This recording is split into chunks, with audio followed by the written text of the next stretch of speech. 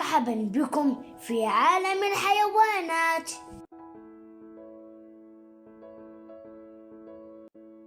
الضفدع. الضفدع حيوان فقاري من البرمائيات، يتميز بجسم لين وأيدي قصيرة وأرجل خلفية طويلة تنتهي بأصابع مترابطة بأغشية رقيقة تمكنه على القفز والسباحة.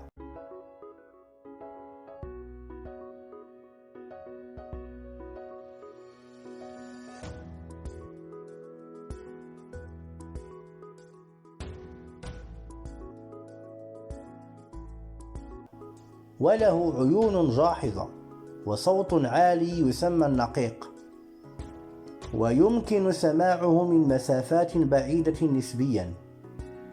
ومما يتميز به الضفدع أنه يتنفس بواسطة جلده.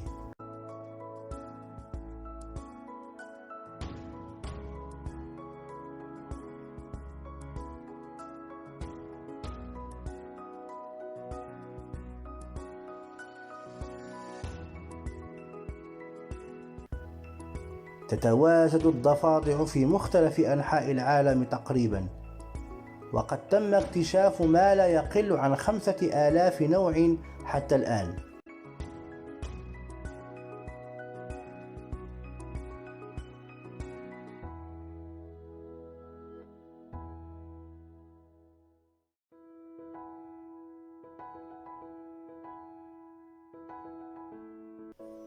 وتمتلك الضفادع أسنانا حادة تساعدها على صيد فرائسها، والتي تشمل المفصليات والديدان والحشرات كالذباب والناموس، حيث تقوم بابتلاعها دون تقطيعها.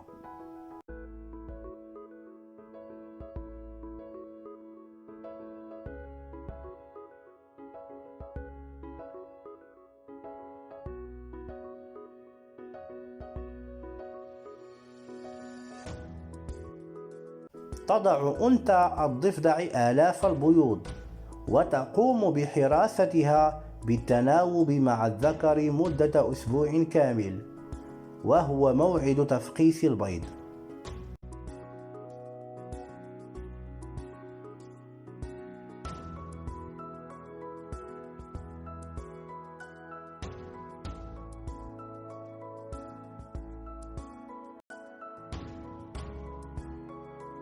يخرج من البيض صغير الضفدع المعروف باسم الشرغوف، وهو بدون أيد أو أرجل، وله خياشم وزعنفة تساعده على الحركة.